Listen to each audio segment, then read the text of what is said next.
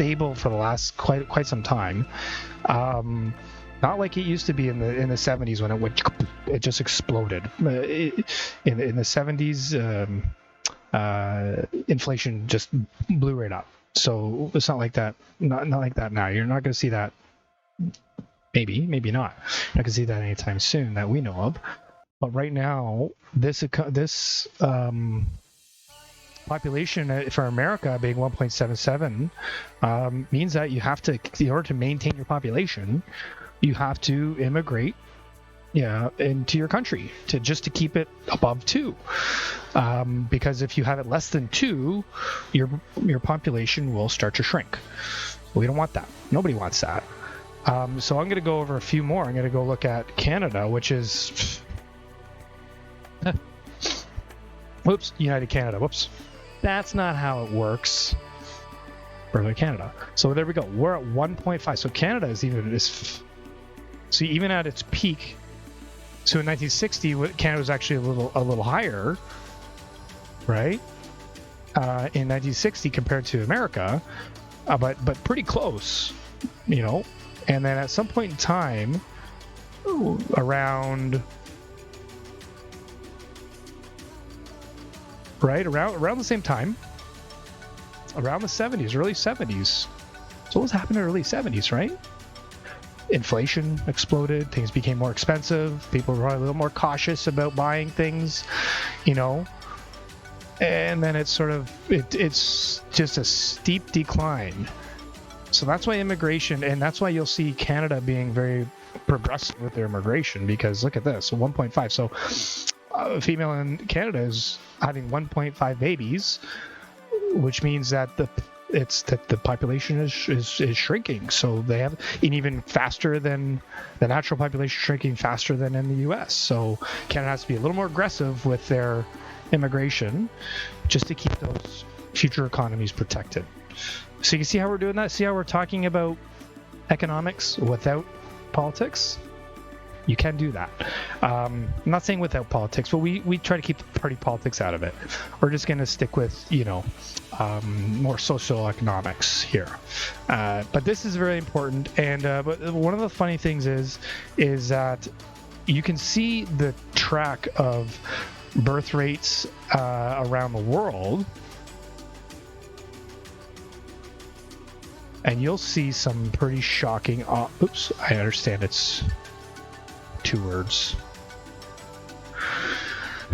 So there's some parts of the world that are obviously have a higher birth rate. You can see most of them are around the African continent. Okay. So this is, obviously most of these nations are quite poor. So they don't have, active healthcare systems as accessible as America and Canada and much of the world. So there's some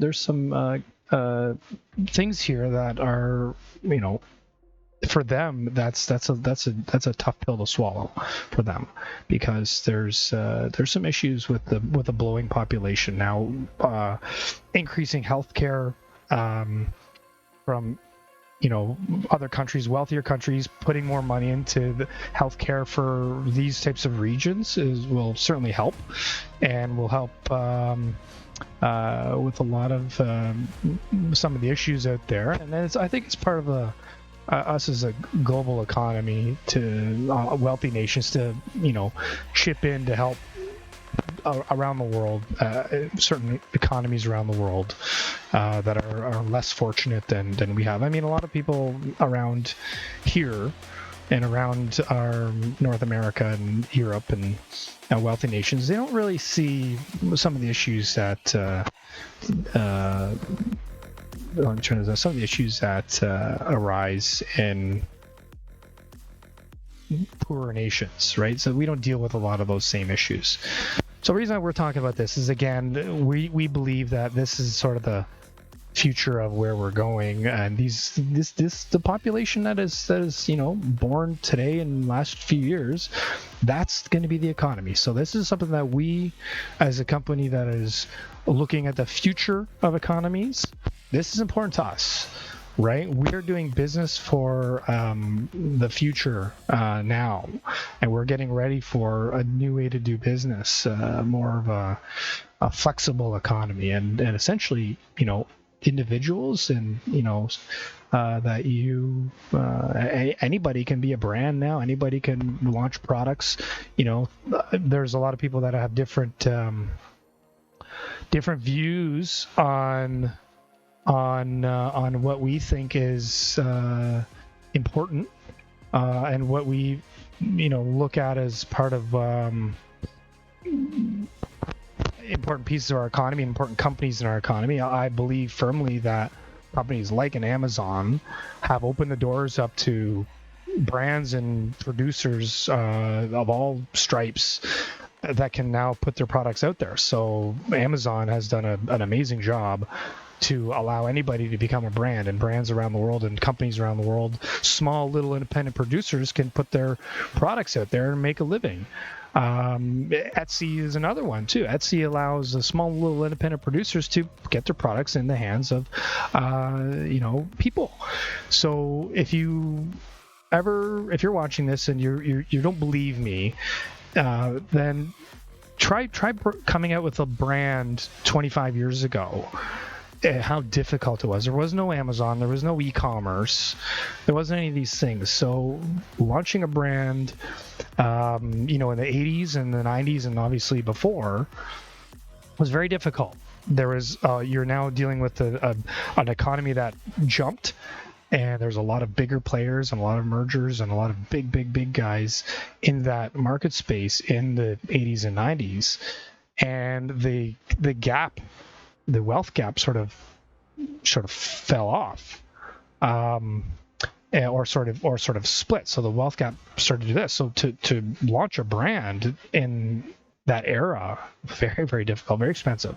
You almost have to be lucky and very smart. It's very crafty to get a brand launched. Nowadays, you can launch a brand through Amazon from your basement, through Etsy, through eBay. You can be your own brand. You can come up with a logo and pump it out there,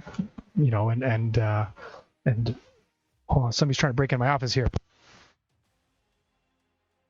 Give me a second here.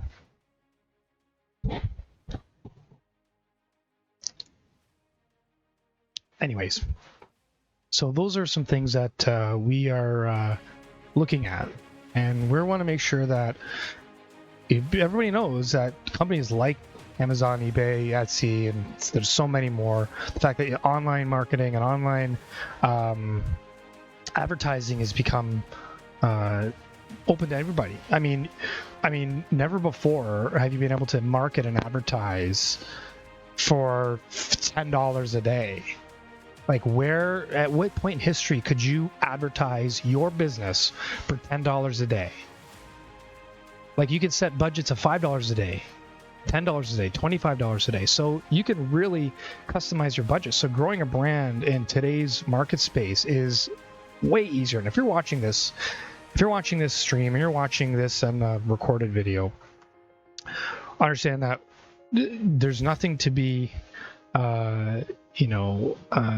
scared of, and don't be overwhelmed with a lot of the bigger companies out there. Some of the companies that, like an Amazon, they've opened the doors up for a lot of smaller independent businesses like you, like me, to do their thing.